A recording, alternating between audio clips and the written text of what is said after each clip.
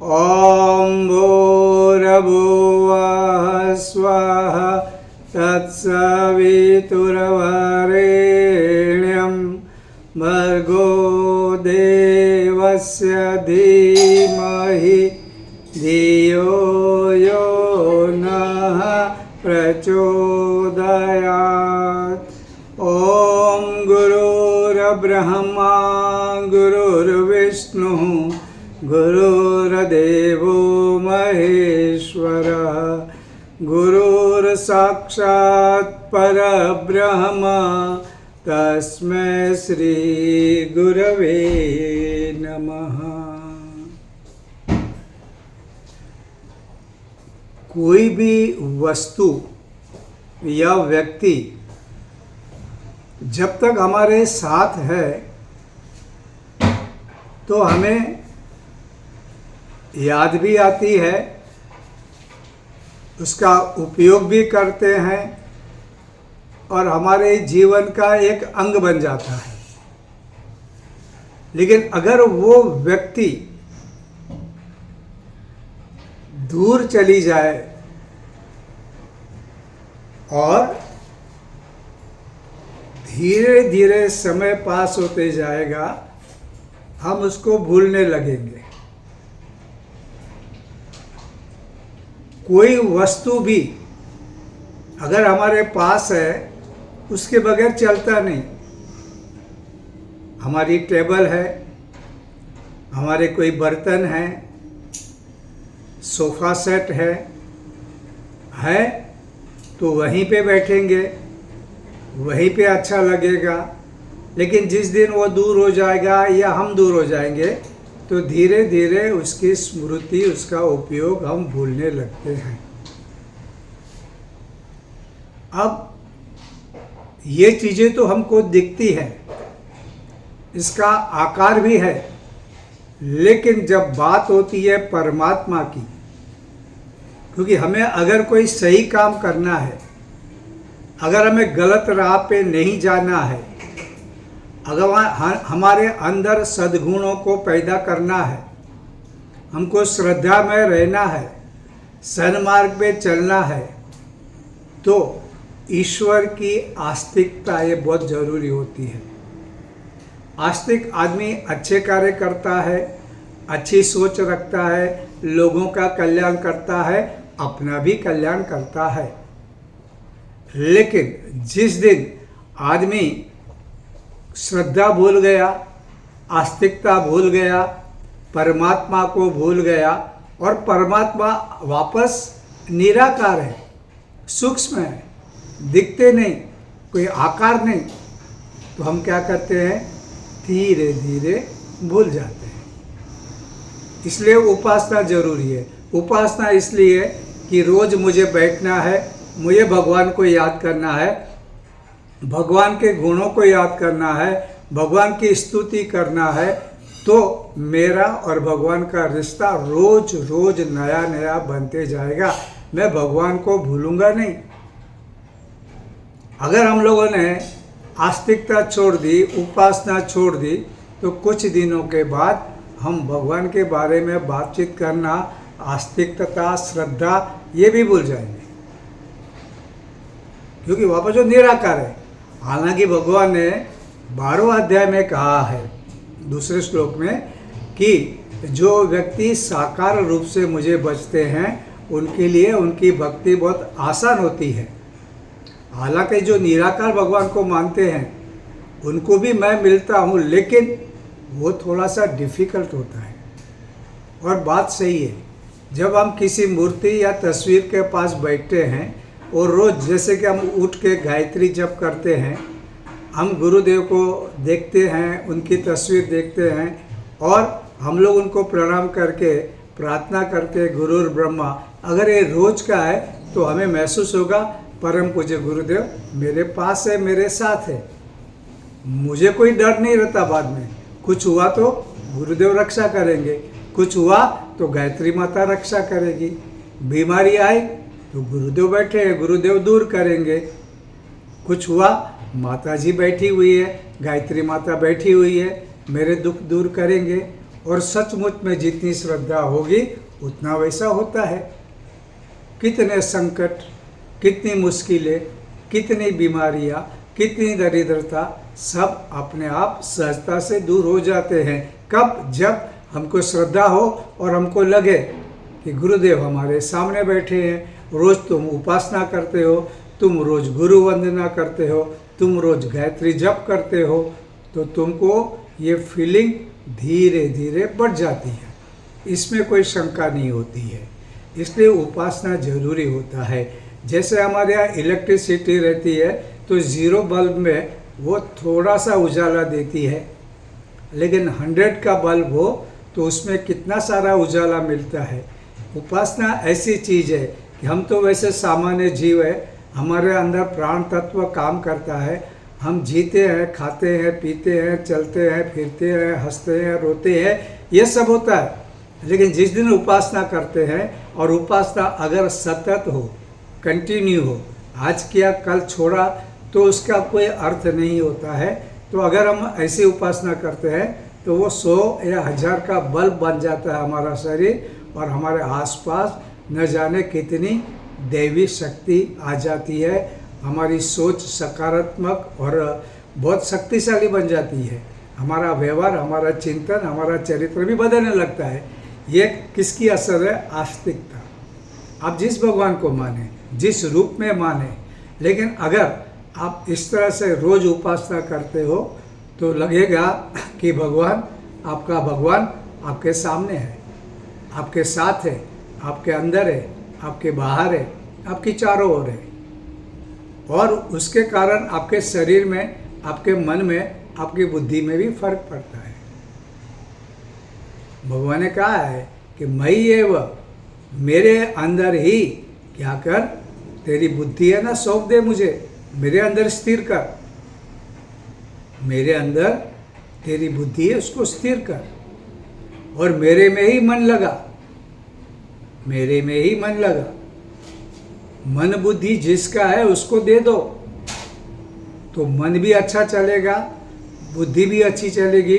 और जहाँ मन और बुद्धि ठीक तरीके चलेंगे तो हमारा जीवन भी बहुत बढ़िया हो जाएगा। इसमें कोई भी शंका नहीं है।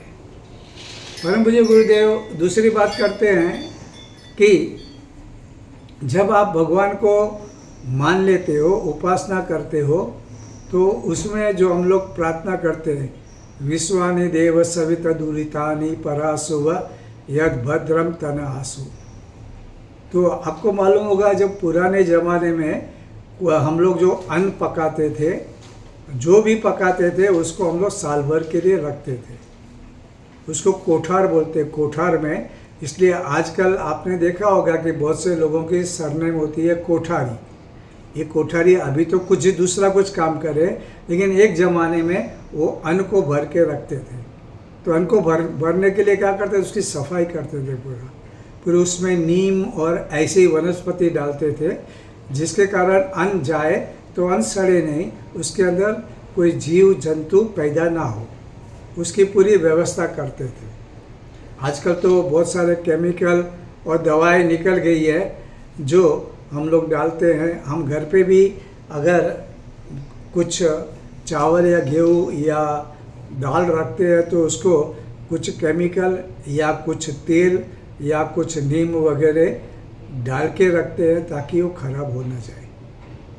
तो अच्छा भोजन करना है तो उसकी कंडीशन क्या है? वो खराब नहीं होने चाहिए। वो खराब हुआ तो हम खा नहीं पाएंगे।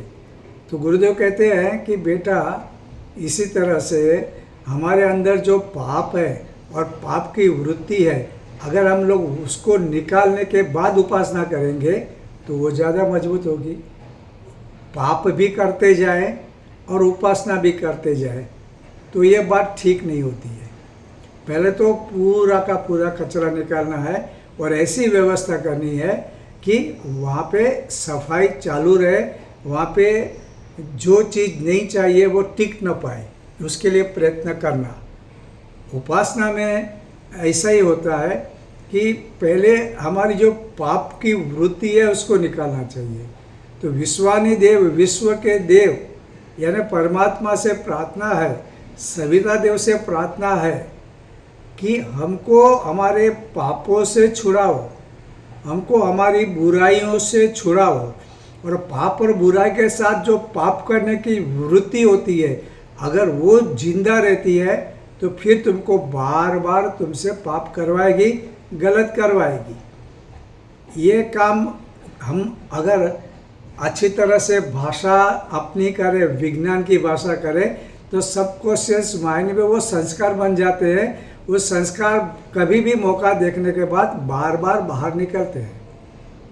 इसलिए ऋषियों ने प्रार्थना की कि सबसे पहले हमारे जो पाप है और हमारे पाप करने की वृत्ति है, हमारे अंदर जो बुराई है, उस बुराई को दूर करो। और क्या करो? किसके साथ जोड़ो? अच्छाइयों के साथ। अच्छाइयों के साथ जुड़ने के बाद अच्छाई के जो परिणाम आते हैं वो बहुत प्यारे और अद्भुत होते हैं। मैं अच्छा बनूंगा तो मेरी बातचीत, मेरा चलना फिरना, मेरा व्यवहार, मेरा भोजन, मेरे रिलेशंस सब बदल जाएंगे। लेकिन कंडीशन क्या है? ये बदलाव अंदर से होना चाहिए। जो सेल्स गर्ल और सेल्स बॉय जिस तरह बात करते हैं उसकी असर ज़्यादा नहीं होती। उसका कारण क्या होता है? ये बाहर के हैं, उनको तुमसे न लगाव है, न प्रेम है, न इज्जत है, न उनका वो क्वालिटी है। लेकिन उनको अपना माल बेचना है तो वो आपकी प्रशंसा करेंगे, अपनापन दिखाएंगे, तुम्हें कुछ भोजन या कुछ जूस पिलाएंगे। लेकिन ये चीज़ें सारी नकली है। ये भगवान इससे प्रसन्न नहीं होता। आदमी प्रसन्न हो सकता है, लेकिन भगवान को प्रसन्न करना है तो क्या करना है? ये हमारे भीतर से बदलाव आना चाहिए। ये भीतर से बदलाव जो आता है, जो श्रद्धा जगती है, जो हमारी पात्रता आती है, तो पात्रता आ जाएगी और श्रद्धा रहेगी तो कुछ भी हो सकता है। हम लोग कोशिश करते हैं कि सद्गुण लाएं। सद्गुण लाने के लिए हम बहुत प्रयत्न करते हैं। प्रॉब्लम क्या होता है? सद्गुण आते हैं और चले जाते हैं। लेकिन दुर्गुण निकालने का प्रयत्न करते हैं तो दुर्गुण निकलते नहीं और नए दुर्गुण आ जाते हैं। क्या होता है? परम पूज्य गुरुदेव इसके लिए एग्जाम्पल लेते हैं कि पानी का स्वभाव जो है वो नीचे गिरना है। अब कहीं पे पानी छोड़ो, पानी धीरे धीरे नीचे की ओर गति पकड़ लेगा, ऊपर नहीं आएगा। ऊपर आने के लिए क्या करना पड़ेगा? प्रयत्न करना पड़ेगा। उसके लिए मोटर बिठानी पड़ेगी। मोटर चालू करेंगे तो पानी ऊपर आएगा। उसी तरह हमारा मन और हमारा स्वभाव ऐसा है, नीचे की तरफ आसानी से गिरता है। दुर्गुण बहुत आते हैं। अब जैसे एग्जाम्पल, हम जब अपशब्द का प्रयोग करते हैं या गाली गलौज करते हैं तो उसके लिए हमने कभी क्लास नहीं लगाया। ना हमारे माता पिता ने कहा कि बेटा बैठो, कुछ गालियाँ सीख लो, व्यवहार में काम आएगी। ऐसा कभी नहीं होता। लेकिन सभी लोगों को गालियाँ आती है। और अगर श्लोक बोलने हो तो भगवत गीता के श्लोक बोलने हो, गायत्री मंत्र करना हो और सारे, तो आपको सीखना पड़ता है। आपको प्रयत्न करने हैं। प्रयत्न करेंगे, आप सीखेंगे तो फिर आपकी गति ऊर्ध्व होगी। जो गायत्री उपासना करेगा, जो वेद के मंत्र बोलेगा, जो गीता बोलेगा, वो आदमी सामान्य नहीं रहता है। धीरे धीरे बदलते जाता है। पहले लगता है मूर्खता है या यांत्रिक तरीके से मंत्र बोलने से क्या फ़ायदा, कुछ समझ में नहीं आ रहा। आज नहीं समझ में आएगा, कल आ जाएगा। आज बीज बो दिया है तो कल इसमें से पौधा बनेगा ही, और पौधा बनेगा तो फल भी आएंगे, फूल भी आएंगे। लेकिन प्रारंभ करना चाहिए। प्रारंभ ही नहीं करेंगे और बोलेंगे ये तो कुछ लॉजिकल बात नहीं है, तो कुछ नहीं होगा। गायत्री मंत्र का प्रारंभ करेंगे तो आपको थोड़ा अच्छा लगेगा, लेकिन जब कुछ साल बीत जाएंगे और नियमितता से आप गायत्री मंत्र करते रहेंगे तो वो चमत्कार सजेगा, पूरा परिवर्तन आ जाएगा। इसलिए हम लोगों को ये कोशिश करना है कि हमें प्रयत्न करते रहना है। सद्गुण के लिए प्रयत्न करना है, अभ्यास करना है, बार बार प्रयत्न करना है। दुर्गुण के लिए क्या चाहिए? कुछ भी नहीं। अपने आप सहजता से, पानी सहजता से नीचे गिरता है, हमारा मन और हम खुद नीचे गिरना प्रारंभ करते हैं। हम लोग कभी स्थिर नहीं रह सकते, न अच्छे न बुरे, ऐसा कभी नहीं होता। या तो आप अच्छे बन सकते हो या तो आप बुरे बन सकते हो। तीसरा कोई रास्ता नहीं कि मैं ऐसा करूं, मैं अच्छा भी नहीं, मैं बुरा भी नहीं। ऐसा नहीं हो सकता। ऐसा कोई परिस्थिति नहीं हो सकती कि आप वैसे स्थिर रहो। तो हम लोगों को ये प्रयत्न करना है। इसलिए कहते हैं कि विश्वानि देव सवित दुर्तानि परासु यद भद्रम तन आसु। जो हमारे लिए भद्र है, हमारे लिए कल्याणकारी है, उसके साथ जुड़ो। अब क्या होता है कि कभी कभी हम लोग प्रयत्न करते हैं लेकिन हम लोग हिम्मत हार जाते हैं, नहीं होता है। बार बार करने से हमारी जो वृत्ति है वो कमज़ोर होती है। तो ऋषियों ने क्या कहा, भगवान से कहा, भगवान जो हमारे लिए अच्छा है, हमारे लिए कल्याणकारी है, हमारे लिए जो भद्र है, उसके साथ जोड़ो। उसके साथ जुड़ जाएंगे तो हमारे जीवन में परिवर्तन आएगा। और उसके लिए क्या है, उपासना है। रोज भगवान के पास बैठना, बातें करो, भगवान की प्रशंसा करो, भगवान के गुण गाओ। और भगवान के, और आदमी का स्वभाव कैसा है, आप जिसके बारे में, अगर आप भगवान तो छोड़ो, किसी व्यक्ति के बारे में, दुर्गुण के बारे में बोलते रहेंगे ना, वो दुर्गुण आपके अंदर आ जाएगा। ये मनोविज्ञान है। अब जिसके बारे में बार बार बोलते जाएंगे, सोचते जाएंगे, आप वैसे बन जाएंगे। अगर आप भगवान के पास बैठ के भगवान की प्रशंसा करते हैं, भगवान के गुणों के बारे में बोलते हैं, तो क्या हो जाएगा, वे सारे गुण, वे सारी आदतें आपके अंदर आएगी। भगवान कृष्ण मक्खन खाते थे और अपने साथियों को खिलाते थे। ये बात बार बार करने के बाद आपको भी प्रेरणा होगी कि आप किसको खिलाएं। परम पूज्य गुरुदेव ने एक गरीब बूढ़ी औरत जिसके पैर में कीड़े पड़े थे, उनकी सेवा की थी। अगर आप बार बार याद करेंगे तो आपको कम से कम कीड़े ना निकाले तो भी किसी और की सेवा करने को दिल होगा। कोई बुद्धि ना मिले तो कोई आपका रिलेटिव, आपका पहचान वाला कोई बीमार है, उसको मदद करने का दिल होगा। कोई रास्ते में मिल जाए जिसको ज़रूरत है किसी भी चीज़ की, आप उसे पूर्ण करेंगे, क्योंकि आप उस चिंतन को बार बार कर रहे हैं। जलाराम बापा की बात करें तो भाई उन्होंने भोजन दिया, भोजन देते थे। तो कम से कम हम दूसरों को भोजन ना दे तो कम से कम हमारे घर पे जो मेहमान आए उसको तो हम दिल से खिलाए ना। हमारे मेहमान, हम तो खिलाने के खिलाफ होते जा रहे, कोई आए नहीं, किसको खाना खिलाए नहीं। ये भावना तो कम से कम हम लोग उसकी, जिसकी भक्ति करती है उसके गुण नहीं लाए तो उसके भक्त कैसे कहलाएंगे। अतिथि देवो भव, ये हमारे ऋषियों ने कहा। लेकिन हम ये तो बोलते हैं, अतिथि को देव तो गिनते नहीं। बहुत से लोग तो अतिथि है तो पनौती है, इस तरह की भाषा भी बोलते हैं। फिर बोलते हैं बरकत नहीं, बरकत कहाँ से होती है। आप किसी को खिलाओ, प्रेम से खिलाओ, पहचान वाले नहीं, अनजान को भी खिलाओ अगर लगता है कि उसको ज़रूरत है तो। बाकी आप लाखों रुपया खर्च करके, हाँ, जिनको ज़रूरत है उसको ही खिलाते जा रहे हो और कहते हो कि हम बहुत सारा अच्छा काम कर रहे हैं, तो ये बुरा काम न होते हुए भी इतना अच्छा नहीं है जितना कि हम ज़रूरतमंदों को, जिनको ज़रूरत है, उनको खिलाएं। तो इससे क्या होता है, सचमुच में बरकत हो जाती है और हमारा जीवन प्रसन्न होता है। और दूसरी बात कि अच्छी चीज़ों का संग करने से हम वैसे बनते जाते हैं। कभी कभी हमारी मान्यताएं भी अच्छे लोगों के साथ रहेंगे तो वैसे बनती है। बुरे लोग ईर्ष्या करेंगे, निंदा करेंगे, तो ये ईर्ष्या निंदा क्या होता है, ये हमारे अंदर बैठ जाती है और हमको, दिमाग तो हमारा खराब होता है, हमारा शरीर भी खराब होता है, हमारी बीमारियां भी होती है। और खाना भी हम लोग खाते खाते अगर किसकी निंदा कुथली कर रहे हैं, किसी के बारे में बुरा कर रहे हैं, किसी का हम लोग व्यक्तित्व खराब साबित करने के पीछे पड़े हैं, हमारा खाना भी उस वक्त जहर का काम करता है, क्योंकि हमारे अंदर जो रस निकलते। इसलिए हमारे यहाँ तो ये परंपरा थी, खाना खाने से पहले आधा घंटा आप चुप मौन रहो, भगवान की प्रार्थना करो, और भोजन सामने आए तो प्रार्थना करके मौन रहो, क्योंकि मुंह खुलेगा तो फिर निंदा कुथली चालू हो जाएगी, मुंह खुलेगा तो कुछ नकारात्मक बात करेंगी।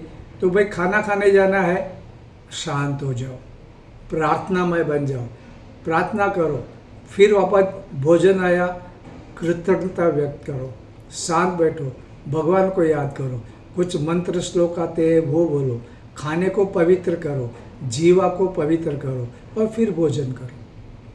लेकिन ऐसा शायद ही कोई होता है। बातें तो हम लोग बड़ी बड़ी करते हैं, ऐसा लगता है कि हमारे अंदर वेद व्यास जी आ गए हैं, प्रकट हो गए हैं, लेकिन हमारा व्यवहार ऐसा नहीं होता है, क्योंकि संग का रंग लगता ही है। मैंने देखा था कि एक आदमी अफ़गानिस्तान से भारत में आया घूमने के लिए, क्योंकि अभी रिश्ते अच्छे हो गए हैं, तो वो आए तो वो तो पूरा बम्बई देखे तो उनको बहुत अच्छा लगा। वो बोले ये मुंबई तो अद्भुत है, यहाँ पे तो इतने सारे कपड़े हैं, इतने सारे वस्त्र हैं, इतना सारा खाना मिलता है, अलग अलग वैरायटी है, क्योंकि वहाँ तो रोटी में नान बनती है और नान लोग नान खाते हैं और नान बाज़ार में भी बिकती है। लेकिन यहाँ पे तो सब कुछ है, कुछ गिन गिन के भी वैरायटी गिन नहीं सकते। तो बाद में वो एक दुकान पे गया, तो वहाँ पे पूछा ये क्या है, तो उसने बोला खाजा। आपको मालूम होगा खाजा हमारे शादी ब्याह में मिठाई के तौर से होता है। और जगन्नाथपुरी जो गए होंगे, जगन्नाथपुरी का जो सबसे ज़्यादा प्रख्यात भोजन है वो है खाजा। अब उसने कहा खाजा, अब वो समझा खाजा मतलब खा ले, तो उसने सीधा उठाया मुंह में डाल दिया। तो दुकानदार गुस्से में आ गया। उसने बोला तूने हमारे यहाँ पे चोरी की, यहाँ पे हाथ लगाया, तुझे सज़ा मिलनी चाहिए। तो उसने कहा चलो इसको गधे पे घुमाओ, मालूम पड़ेगा चोरी नहीं करेगा। अब उसको तो कुछ मालूम नहीं, वो समझा खाजा मतलब खाजा, वो निर्दोष था।